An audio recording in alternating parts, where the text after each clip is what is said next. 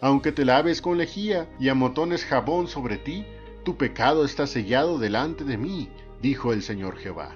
Podemos ponernos en modo argumentativo y convencernos de que lo que hacemos no es tan malo. Hay una discrepancia, y se muestra eso de no estar de acuerdo con lo que la Biblia dice. Es cierto, al menos en este país tenemos libertad de opinión y nadie nos encarcela por eso, pero en realidad no es del interés de Dios si estamos con Él de acuerdo o no. Pero digamos que estoy dispuesto a escuchar dichas discrepancias. Finalmente, ¿quién estaría en el error? Es tan obvia la respuesta que escuchar por qué alguien está en desacuerdo con lo que Dios dice es una verdadera pérdida de tiempo.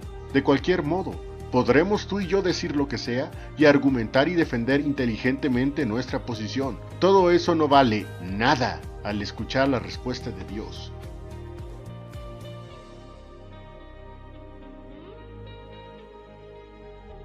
Mi pueblo se ha olvidado de mí.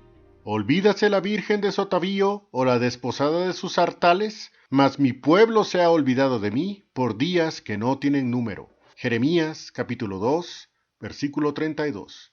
Una de las situaciones más tristes de las que he sabido es cuando una persona mayor es enviada a un asilo de ancianos, o como le dicen a manera de eufemismo para que no se oiga tan feo, una casa de retiro. En no pocas ocasiones, los familiares meten a su padre, madre, o sea el parentesco que tengan, en ese lugar para jamás querer volverlo a ver. Cada quien hace su vida y por diversas razones, ¿quién soy yo para juzgar si son buenas o malas? Eso no me toca a mí.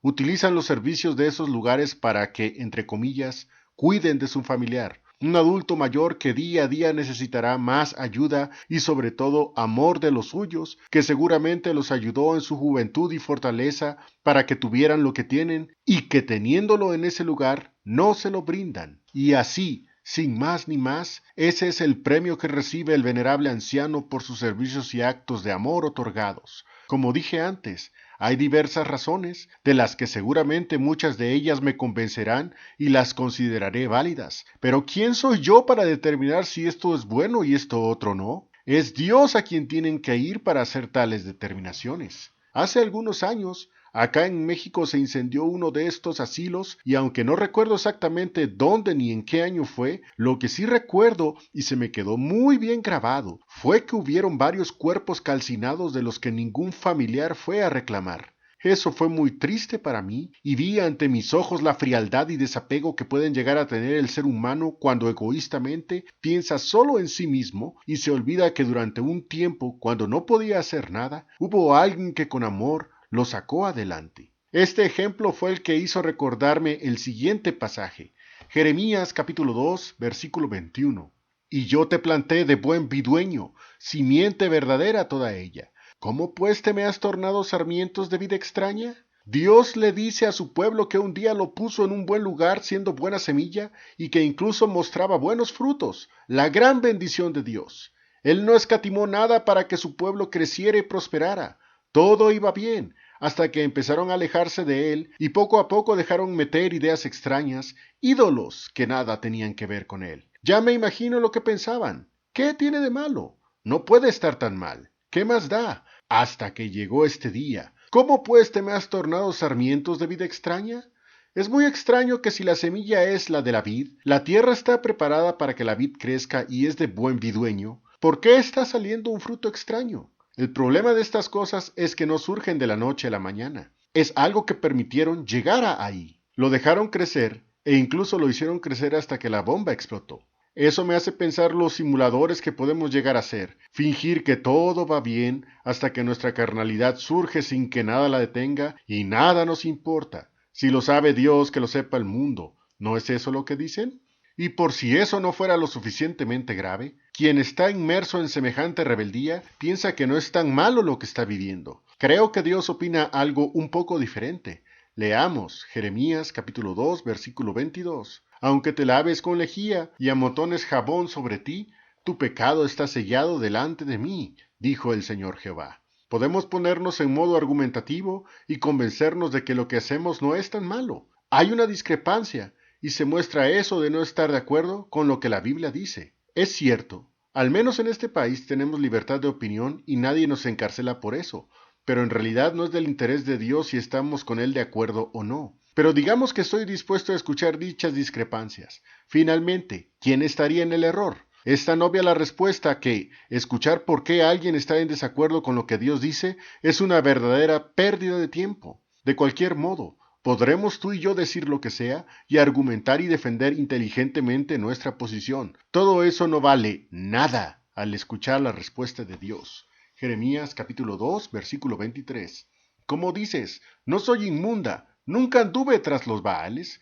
Mira tu proceder en el valle, conoce lo que has hecho, dromedaria ligera que frecuenta sus carreras. Ah, qué palabra, es un verdadero bombazo. ¿Cómo podía decir Israel que no había hecho nada malo? Es un cinismo hasta cruel no querer reconocer la maldad en la que cayeron. Dios los descubre para que se arrepientan y ellos en vez de hacer eso, dicen que no son inmundos. Dios incluso los compara con un animal hembra que se ayunta con el dromedario que se le ponga enfrente, cual ramera que con unas monedas se va con quien sea. Súper fuerte lo que estamos leyendo, y algo demasiado pesado para que un joven casi niño profeta lo llevara, y aun con todo, lo hizo fielmente para Dios. Una gran lección de obediencia a Dios sin importar las consecuencias. Hay ocasiones en que las cosas se deben decir como son y como vienen, pues para un sabio es la mejor manera de recibir una palabra y si está en un error, corregirlo lo más pronto posible. Desafortunadamente, Israel era todo menos un pueblo sabio. Vean esta interesante reflexión del mismo Dios. Jeremías capítulo 2, versículo 11. Si alguna gente ha mudado sus dioses, bien que ellos no son dioses, pero mi pueblo ha trocado su gloria por lo que no aprovecha. ¿Han visto a un religioso devoto dejar sus creencias? Es más, ¿han visto al fanático de un artista dejarlo incluso por los errores que pueda cometer? Yo tampoco. Pero cuando se habla de Dios, parece muy fácil alejarse de Él.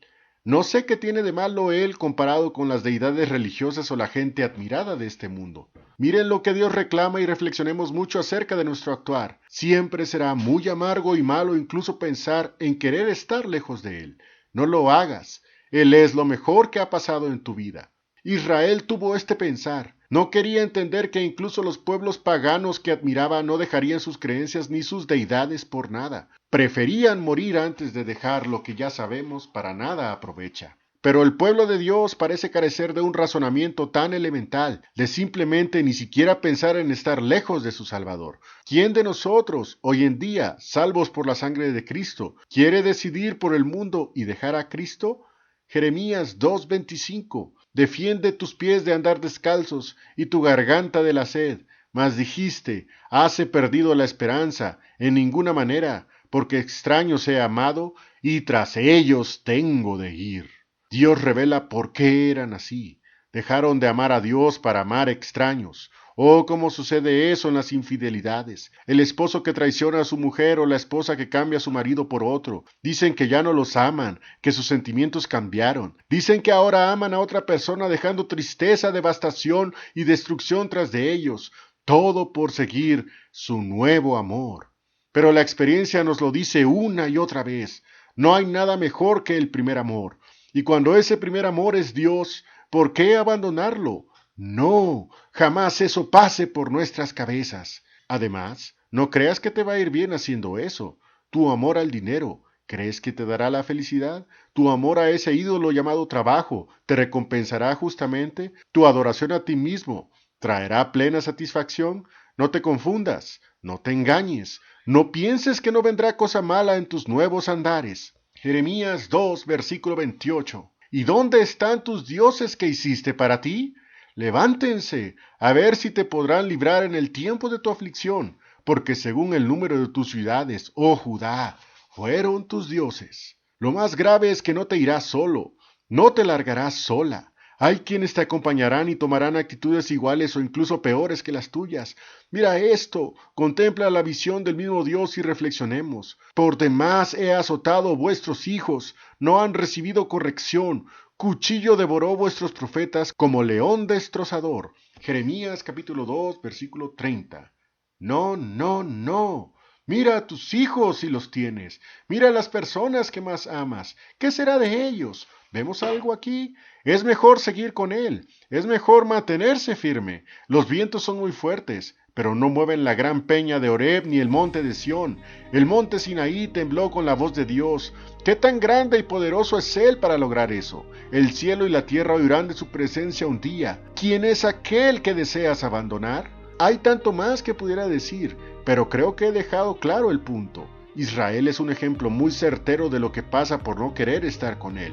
Jeremías capítulo 2, versículo 32. ¿Olvídase la virgen de su atavío o la desposada de sus sartales? Mas mi pueblo se ha olvidado de mí por días que no tienen número. Ese fue el clamor, la voz del gran Jehová hablando a sus hijos. Que no sea esa nuestra situación, y si lo es, regresa pronto y no experimentes más la amargura de estar lejos de su presencia.